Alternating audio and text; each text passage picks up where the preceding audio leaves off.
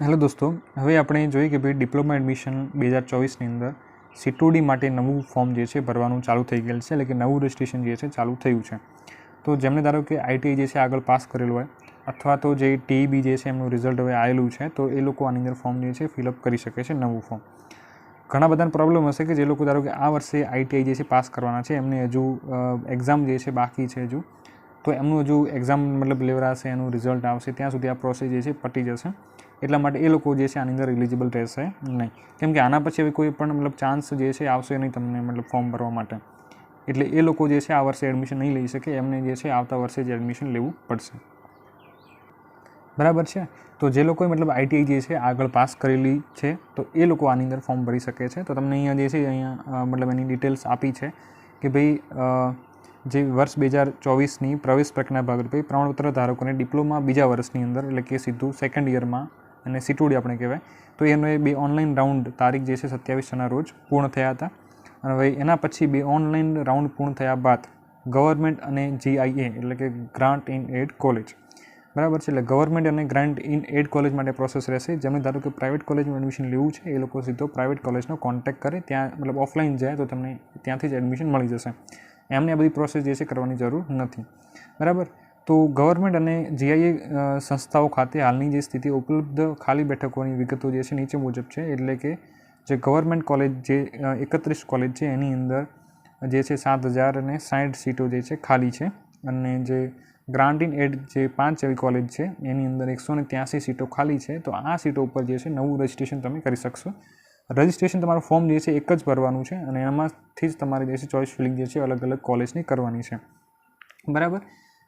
એના પછી અહીંયા તમને આપેલું છે કે ભાઈ પ્રમાણપત્ર ધારકોને ડિપ્લોમા બીજા વર્ષમાં સીધા પ્રવેશ 2024 અન્વયે 2 ઓનલાઈન રાઉન્ડ પૂર્ણ થયા બાદ જે ટીબી સર્ટિફિકેટ કોર્સનું વર્ષ 2024નું પરિણામ જે છે જાહેર થયેલ હોય, સદર પરીક્ષામાં ઉત્તીર્ણ થયેલ તેમજ એટલે કે ટીબી જેમને પાસ કર્યું છે, બરાબર છે, એ કોર્સ કરેલો હોય તો એ લોકોનું રિઝલ્ટ આવી ગયું છે. અને જે લોકો C2D જે છે એટલે કે ભાઈ આઈટીઆઈ જે લોકો આગળથી પાસ કર્યું હોય તો એ અંગે લાયકાત ધરાવતા ધારો કે C2D માટે એલિજિબલ કોણ છે, કાં તો ટીઈબી કાં તો આઈટીઆઈ.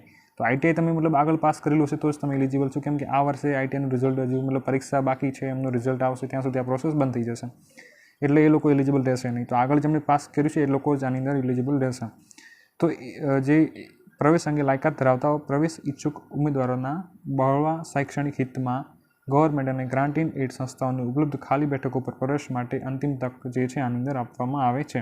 તો હું તમને આ PDF બતાવીશ કે ભાઈ અલગ અલગ કોલેજમાં કેટલી સીટો ખાલી છે. તો બરાબર છે. તો આની અંદર જે છે આ લાસ્ટ ચાન્સ છે. આના પછી હવે કોઈ પણ જે છે ફોર્મ માટે તમને કહેવામાં આવશે નહીં, નવું ફોર્મ માટે હવે તમને ચાન્સ નહીં મળે.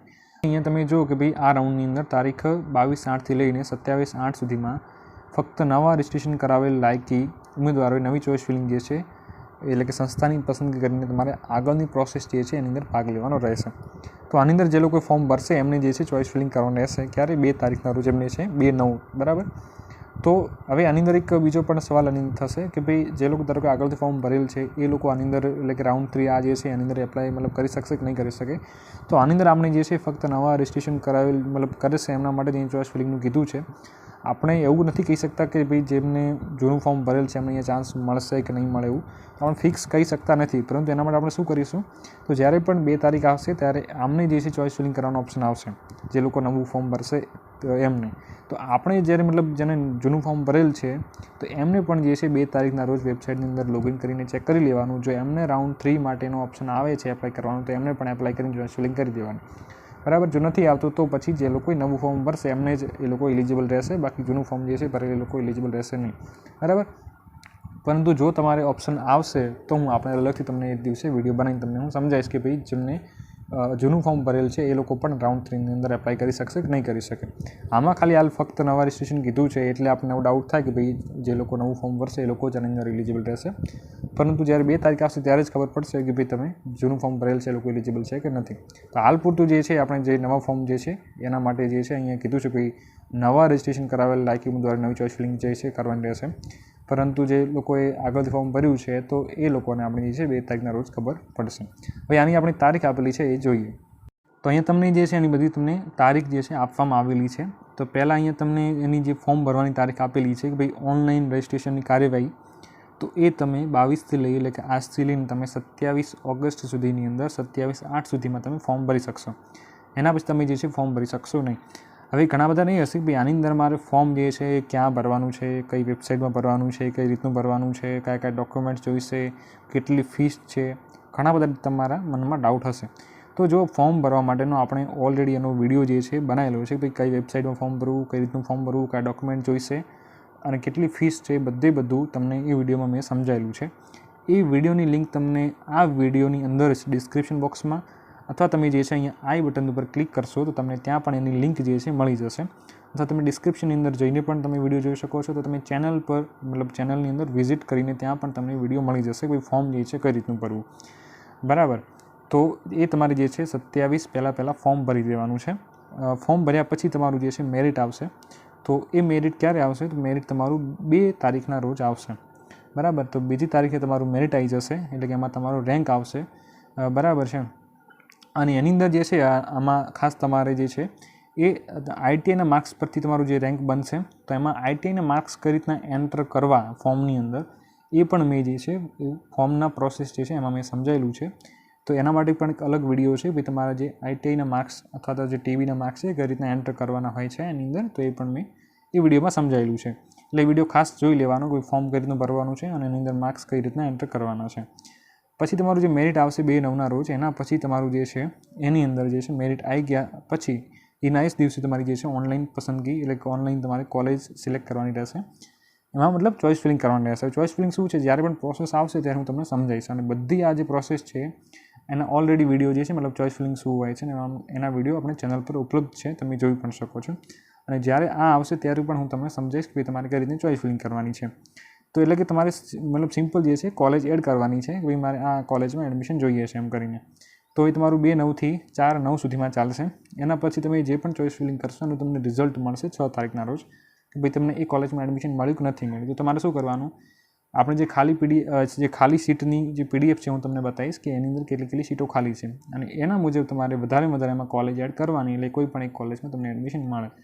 તો એનું રિઝલ્ટ તમને 6/9ના રોજ મળી જશે અને 6/9થી તમે 9/9 સુધીમાં એને તમે કન્ફર્મ કરી શકશો. મતલબ એડમિશન મળશે તમારે એની અંદર જે છે ફીસ ભરવાની રહેશે 500 રૂપિયા ગવર્મેન્ટ માટે. ગર્લ્સ માટે અહીંયા 0 છે. અને જે TFWમાં ધારો કે મળશે તો પણ તમારે એની અંદર ફીસ ભરવાની નહીં આવે. તો મતલબ જે પણ ફીસ હોય એની અંદર 500 રૂપિયા વધારે રહેશે ગવર્મેન્ટ માટે. તો એ જે છે તમારે ફીસ ભરીને તમારે એમાં એડમિશનને કન્ફર્મ કરવાનું રહેશે. ભાઈ તમને એડમિશન મળ્યું અને તમે કન્ફર્મ કર્યું. એના પછી એડમિશન લેટરને બધું ડાઉનલોડ કરવાનું રહેશે. જ્યારે પણ પ્રોસેસ આવશે 6 તારીખે હું તમને એનું ડિટેલમાં સમજાવી દઈશ. એટલે ટેન્શન કરવાની જરૂર છે નહીં. તો આટલી પ્રોસેસ ચાલશે. હવે આના પછી બીજું ઇમ્પોર્ટન્ટ છે કે ભાઈ ખાલી સીટો કેટલી છે પહેલાં તો જે તે કોલેજની અંદર એ જોવું જરૂરી છે. તો એ પણ જોઈ લો અને એના પછી તમારે જલ્દીથી જે છે ફોર્મ ભરી દેવાનું છે. આ તમે જે પીડીએફ જોઈ શકો છો અને લિંક પણ તમને ડિસ્ક્રિપ્શન બોક્સમાં આપેલી છે કે ભાઈ આ જે પીડીએફ છે કઈ રીતે ડાઉનલોડ કરવી. તો એની લિંક પણ તમને ડિસ્ક્રિપ્શનમાં આપેલી છે. તમે ત્યાં ક્લિક કરશો એટલે તમને આ જે પીડીએફ જે છે ડાઉનલોડ થઈને મળી જશે. તો અહીંયા આવવાનું છે ને પીડીએફમાં જોવાનું છે. કઈ રીતનું જોવાનું છે? તો કે આ જે પીડીએફ છે એમાં તમને આ જે કોલેજ આપેલી છે B&B institute of technology Vallabh Vidyanagar, જે કેવી કોલેજ છે તમને ટાઈપ આપેલો છે GIA એટલે કે ગ્રાન્ટ ઇન એડ કોલેજ છે. બરાબર. તો આની અંદર જે છે કેટલી સીટો બાકી છે? તો ભાઈ સિવિલની અંદર 17 સીટ ખાલી છે, કોમ્પ્યુટરમાં 13 સીટ ખાલી છે, ઇલેક્ટ્રોનિક્સ એન્ડ કમ્યુનિકેશનની અંદર 22 સીટ ખાલી છે. બરાબર. એના પછી તમારે બીજી કોઈ કોલેજમાં જોવું હોય જેમ કે આપણે જોઈએ ગવર્મેન્ટ કોલેજ એવી પારેખ ટેકનિકલ ઇન્સ્ટિટ્યૂટ રાજકોટ. હવે તમને એ પણ હશે ભાઈ આ બધી કોલેજની ફીસ ને બધું શું છે, તો એ પણ તમારે જોવું હોય તો એનો પણ વિડીયો આપણે જે છે ચેનલ પર બનાવેલો છે. એમાં તમને અલગથી બીજી પીડીએફ મળશે. એમાં તમને સાથે હોસ્ટેલ છે કે નહીં, એની ફીસ કેટલી છે અને બધું એનો એડ્રેસ ક્યાં છે બધું તમને ડિટેલ્સ એ વિડીયોમાં મળી જશે. એટલે તમારો એ વિડીયો તમારે અલગ જોઈ લેવાનો ફીસ માટેનો. બરાબર. તો આની અંદર જે છે ગવર્મેન્ટ કોલેજ છે એવી પારેખ ટેકનિકલ ઇન્સ્ટિટ્યૂટ રાજકોટ. તો એની અંદર બાયોમેડિકલમાં 42 સીટ ખાલી છે, CWDMની અંદર 22 સીટ અને કોમ્પ્યુટરની અંદર જે છે 29 સીટ ખાલી છે. આ જે બધી CTOD માટે છે. બરાબર ને? એટલે કે સેકન્ડ યર એડમિશન જે છે સેકન્ડ યરની અંદર જેમને એડમિશન મળે ITI પછી એમના માટે. આ ફર્સ્ટ યર માટે નથી. ધોરણ 10 પછી જેમને એડમિશન લેવાનું છે એમના માટે નથી. બરાબર. પછી જે છે ઇલેક્ટ્રિકલની અંદર જે છે 80 સીટ ખાલી છે, ECની અંદર 24, ઇન્ફોર્મેશન એન્ડ કમ્યુનિકેશન ટેકનોલોજી ICTની અંદર 9 અને ઇન્સ્ટ્રુમેન્ટેશન એન્ડ કંટ્રોલની અંદર 1 અને રિન્યુએબલ એનર્જીની અંદર 35 સીટો ખાલી છે. તો તમારે જે પણ કોલેજનું જોયું હોય બરાબર છે ખાલી સીટો એ તમે આ પીડીએફમાં જોઈ શકશો.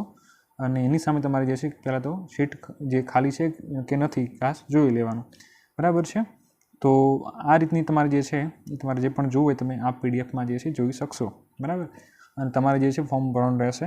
તો આની અંદર જે તમે જલ્દીથી ફોર્મ ભરી દેજો અને તમારા જે પણ ડોક્યુમેન્ટ્સ હોય, ધારો કે ના હજુ કઢાયા હોય તો તમે કઢાઈને જલ્દીથી ફોર્મ જે છે ભરી દેજો, કેમ કે આની લાસ્ટ ડેટ પહેલાં તમારા ફોર્મ જે છે ભરવાનું રહેશે, બરાબર છે. આના પછી તમે કોઈ પણ ચાન્સ જે છે મળશે નહીં. તો આઈ હોપ કે તમને વિડીયો સરસ લાગ્યો હશે અને કંઈ પણ પ્રોબ્લેમ હોય તમે કોમેન્ટમાં રજૂ કરી શકો છો, તો તમે મને વોટ્સએપની અંદર મેસેજ કરજો, ત્યાં તમને રિપ્લાય થોડો જલ્દી મળશે. તો આઈ હોપ કે તમને જે છે વિડીયો સરસ લાગ્યો હશે. તો ચેનલને સબસ્ક્રાઈબ ખાસ કરી લેજો જેથી તમને અપડેટ એની મળી રહે, બરાબર. તો ચલો મળે નેક્સ્ટ વિડીયોમાં, ત્યાં સુધી જય હિન્દ, જય ભારત.